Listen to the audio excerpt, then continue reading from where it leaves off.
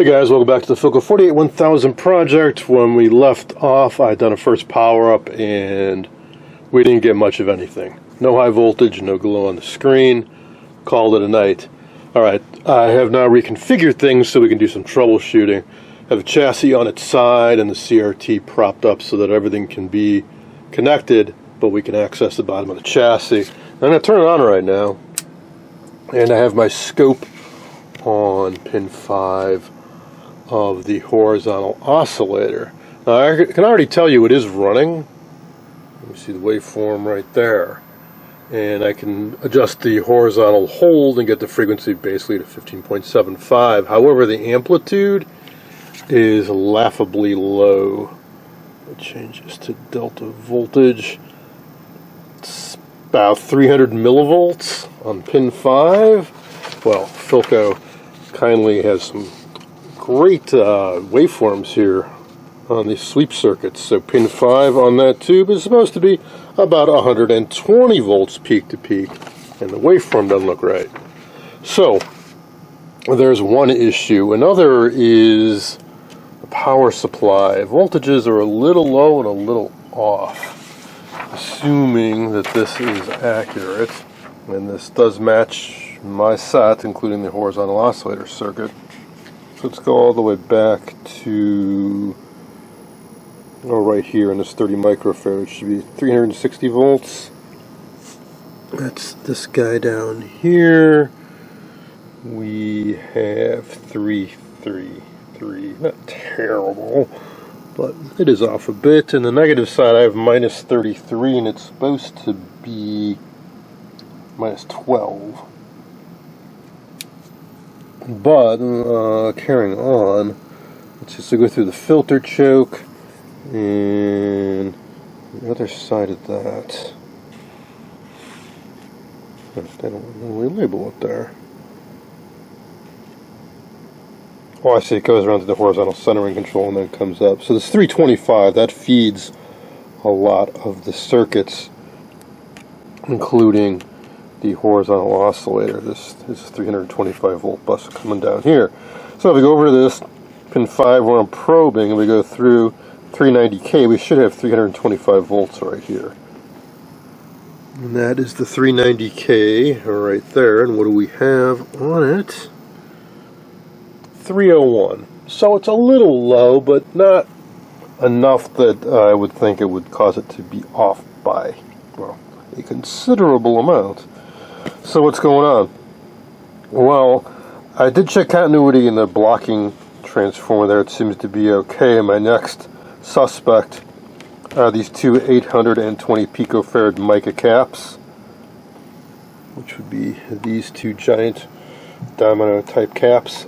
I did order up some replacements in anticipation I might want to replace them, but I want to test them too. So let's power this down. Now for replacements, rather than going with mica, I got some C0G ceramic, which are a bit more affordable these days and should work just as well. But let's check these first to see if indeed they are not off. I've already swapped the tube. There are two 6SL7s in this set. I haven't checked any of the tubes yet, but I swapped the two tubes. It really didn't make any difference. Now, yes, they could both be bad, but that seems a little unlikely. So we've got DC voltage supply in the right ballpark.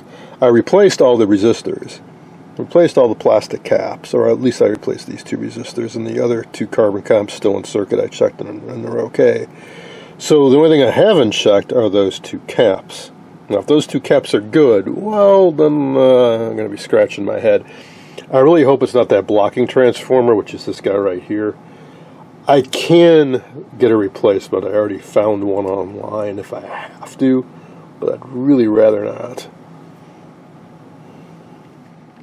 Yeah, sure enough, at least one of the mica caps appears to be bad, so I'm checking this guy right now. No leakage. But when I try to check the value, so I'm going to see C3 range.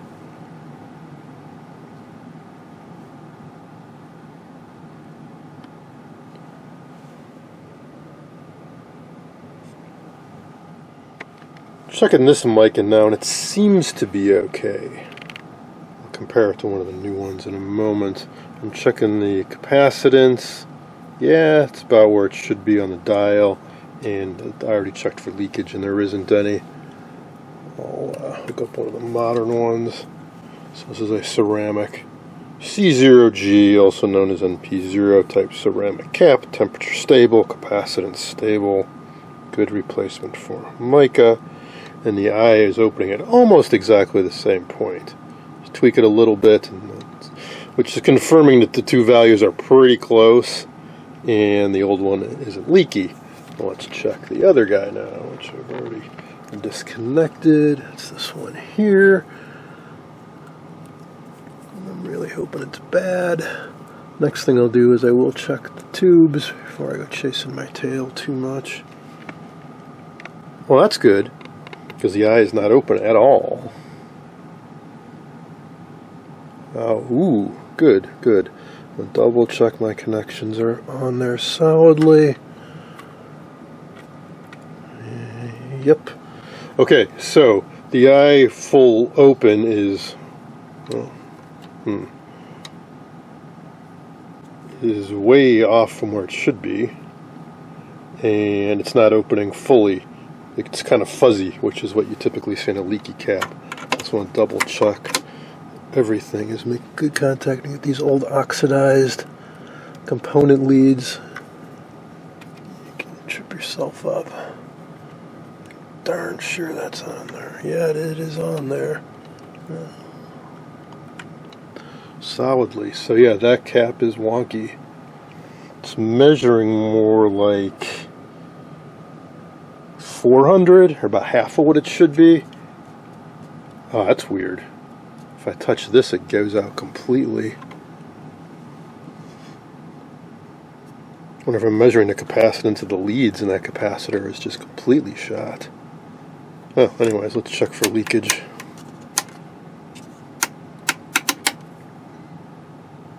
It's not leaky, but it's not working right either.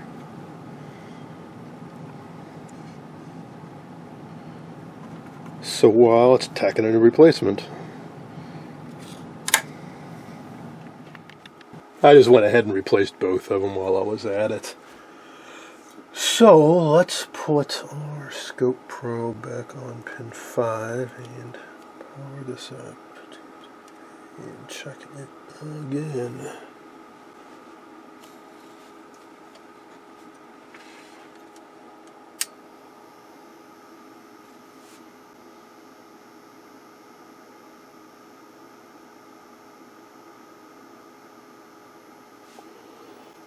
Definitely have more amplitude, see on the scope, but not dramatically. It's maybe up to half a volt now, not exactly 120. So that's annoying. Adjusting the horizontal hold control, it works. Grr. Check some of the other pins they show here. That's 5. Pin 6, we should have 80 volts.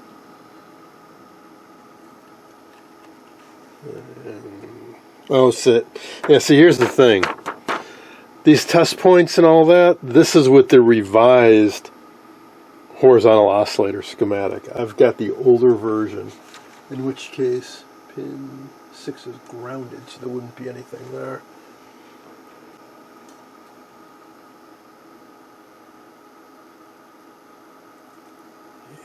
There. Ooh, now that's more like it.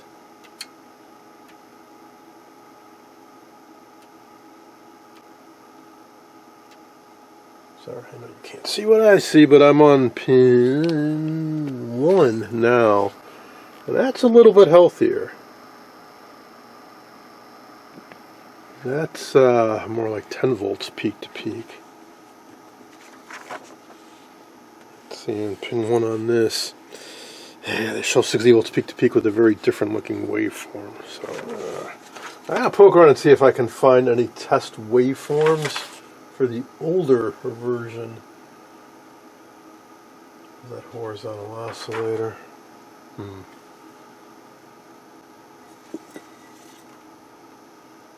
I think we'll go through and start checking the tubes now too.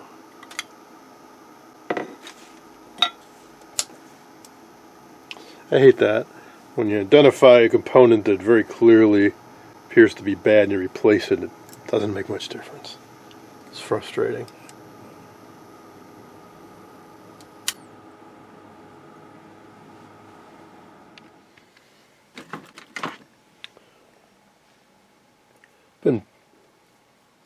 Well, I tested tubes in the sweep circuit, two 6SL7s, 6K6, 6BG6, 6AS7, they all tested fine or good enough. So I started double checking my work, nothing obvious around horizontal oscillator. So I started looking at the horizontal output tube and I saw something odd right away. This is pin 3. It's supposed to be, well, it's the cathode. It's supposed to have a 100 ohm resistor going to ground, and there's a bypass cap, a 10 microfarad electrolytic. It's hardwired to ground. There's a yellow wire coming off here, goes all the way down over here to a 10 microfarad section on a new electrolytic I installed. But that's not right. You would never just ground the cathode, and that wire and that blobby solder joint does not look original at all, and it makes absolutely no sense. So let me take that wire out and put a 100 ohm resistor in there. And I also noticed this the cap down here, and that is, I think it's a screen filter cap. This guy right here at 0.1 microfarad. So this is messed up, and I'm wondering by this being messed up if it could be loading things down so much on this. It certainly couldn't help. Also notice the lack of controls in this circuit. Now the set has plenty of controls. We've got, there's 3 on the back, but a whole plethora on the front. But there's some things that I'm used to saying that aren't here. There's no frequency coil. This doesn't use that synchro guide circuit, doesn't have AFC diodes, there's no coil. The only thing we've got is a horizontal hold.